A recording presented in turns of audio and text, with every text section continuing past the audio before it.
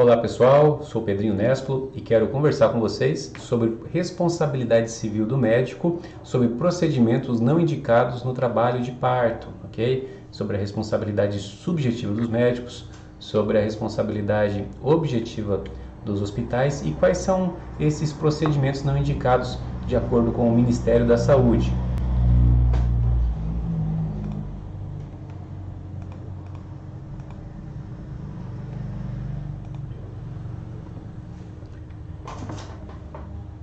Então, o Ministério da Saúde publicou em 2017 algumas diretrizes que visam procedimentos não indicados durante o parto. É um bem famoso, pessoal, é a manobra de Chrysler. Essa manobra é quando a criança está no momento de nascer, é a fase de expulsão do bebê da barriga da mãe, e que dura aproximadamente 60 minutos. Alguns médicos, na pressa para fazer o parto, acabam empurrando com a mão a barriga da mãe, colocando em risco tanto a saúde da mãe quanto a saúde da criança, ok? Outras intervenções não indicadas, de acordo com diretrizes informadas pelo Ministério da Saúde, é a episiotomia, onde faz um cortezinho no períneo da mulher, ou seja, um cortezinho ali ao lado da vagina para abrir mais, ter uma dilatação externa maior e com isso a criança nascer mais rápido, muitas vezes sem necessidade. É também relatado sobre o uso excessivo de ocitocina, que é um hormônio que estimula, é um hormônio que aumenta a frequência das contrações, vem mais forte.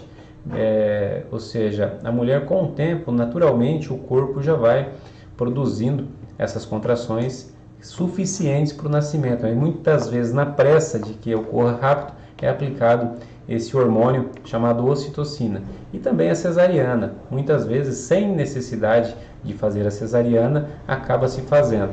Então a gente vem explicar por meio deste vídeo a importância de seguir essas diretrizes e que muitas vezes, sem necessidade de alguns procedimentos, os médicos acabam utilizando. A responsabilidade do médico é uma responsabilidade de meio, é subjetiva.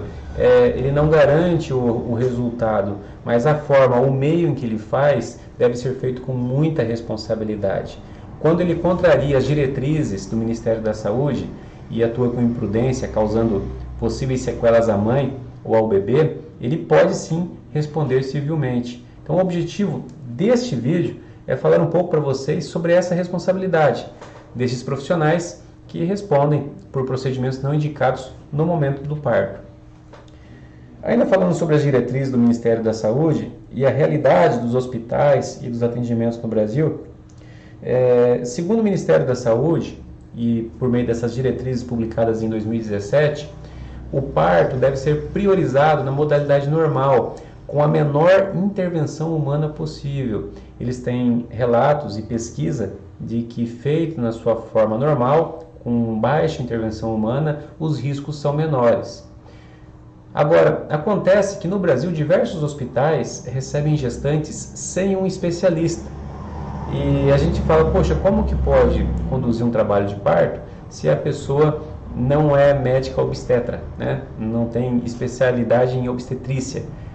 O CRM, o Conselho Regional de Medicina, a princípio não proíbe que o trabalho de parto seja realizado por médicos com especializações distintas à obstetrícia, ok? Então já é comum você verificar anestesistas fazendo trabalho de parto, de repente até formações que não têm qualquer relação com a obstetrícia. E a chance de cometerem algum erro médico por imperícia principalmente é muito grande. Esses profissionais diversas vezes atuando fora da sua área de especialidade acabam também ignorando ou nem têm conhecimento dessas diretrizes do Ministério da Saúde com relação ao trabalho de parto. Acontece com muita frequência essa episiotomia, esse corte do períneo sem necessidade ou de tamanho desproporcional, causando grandes sequelas às mães. Acontece várias cesáreas sem necessidade e a ocitocina, com pouco tempo de trabalho de parto, está ali colocado no slide como TP, mas sem aquela paciência para o nascimento, já coloca um hormônio da ocitocina para acelerar algo que aconteceria naturalmente, vindo dores muito maiores do que o normal da mãe, porque as contrações vão vir mais fortes. Algumas diretrizes, aqui fiz questão de pegar direto lá do Ministério da Saúde, Não realizar episiotomia de rotina durante o parto vaginal espontâneo, ou seja, não tem necessidade, a não ser que for uma emergência. Se uma episiotomia for realizada, a sua indicação deve ser justificada, recomendando-se o médio lateral, originando na fúrcula vaginal e direcionada para o lado direito, com o ângulo do eixo entre 45 e 60 graus. Veja que é bem específico a forma como é realizado o corte. E muitas vezes profissionais que não são da obstetrícia acabam se submetendo sem ter conhecimento a qual a forma mais adequada de se realizar a episiotomia, e que ela seja e que aconteça somente em situações de emergência. Outra orientação, assegurar a analgesia, ou seja, anestesia efetiva antes da realização de uma episiotomia. Muitas vezes, sem anestesia, é realizado o corte. Outras diretrizes, após confirmados os 10 centímetros de dilatação, não se deve incentivar a gestante a realizar puxos, exceto se tardiamente. Sugere-se no mínimo após 1 hora de dilatação total ou quando a cabeça fetal se estiver visível. O que acontece, pessoal? Muitas vezes na hora do parto, pede-se para a mãe, para a mulher fazer força. Não há qualquer necessidade disso. A própria contração faz com que aconteça a expulsão da criança. Fazer força muitas vezes vai causar problemas desnecessários. Outra orientação, os puxos devem ser sempre durante a contração. Após constatado 10 centímetros de dilatação, devem ser estabelecidas estratégias para que o nascimento ocorra em até 4 horas, independente da paridade. Veja que tem muito tempo após 10 centímetros, que é mais ou menos ali o tamanho de dilatação recomendado para o nascimento em parto normal. Quando está bem próximo de acontecer, você tem até 4 horas para que aconteça o parto. Não há qualquer necessidade de pressa, e é visível em vários casos onde é acelerado o processo de nascimento para em 1 hora, 2 horas, utilizando vários recursos que possuem contraindicação de acordo com o Ministério da Saúde. Qual da responsabilidade do médico? Se classificado o ato, alguma irresponsabilidade por um procedimento não indicado, seja por imperícia ou por negligência, e se comprovar através de uma análise do prontuário ou por perícia ou algumas outras provas testemunhais, ele pode ser responsabilizado. A principal pergunta é se o médico deu causa a problema por indevida conduta, ou seja, se não tivesse acontecido aquela conduta contraindicada, se a pessoa teria aquela sequela que apresenta, ok? Isso pode ser comprovado, repetindo, por perícia médica ou por análise de prontuário. São as principais provas, mas também pode acontecer a prova testemunhal. A responsabilidade subjetiva, só esclarecendo, é que o trabalho do médico não visa o resultado, exceto em algumas, por exemplo, o médico cirurgião plástico, que aí sim ele tem um resultado, mas em geral não visa resultado, laboram em atividades de meio. Então é importante determinar se houve culpabilidade em decorrência de algum ato que não seria indicado no trabalho de parto.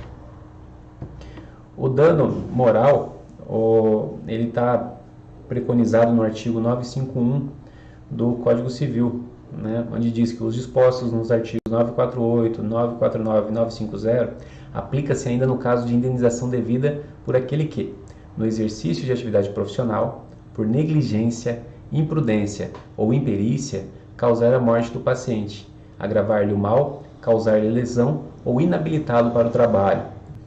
Então fica aí configurado o artigo 951 como o principal para essa responsabilização por negligência, imprudência ou imperícia do médico no trabalho de parto. Responde também quando acontece sequelas por imperícia, imprudência, quando a mãe sofre no trabalho de parto, é possível acionar o hospital. O hospital responde de forma objetiva, ok? O que é objetiva? Independentemente se teve culpa ou não, ele responde. Então vamos ver lá. Então a gente pode verificar no artigo 932 que são também responsáveis pela reparação civil o empregador ou comitente por seus empregados, serviçais e prepostos no exercício do trabalho que lhes competir ou em razão dele, ou seja, se o seu empregado, seu funcionário, cometeu algum erro, a sua empresa paga, no caso, o hospital. Ainda temos o artigo 933, que diz que as pessoas indicadas no inciso 1 a 4 do artigo antecedente, do 932, ainda que não haja culpa de sua parte, respondem pelos atos praticados pelos terceiros ali referidos.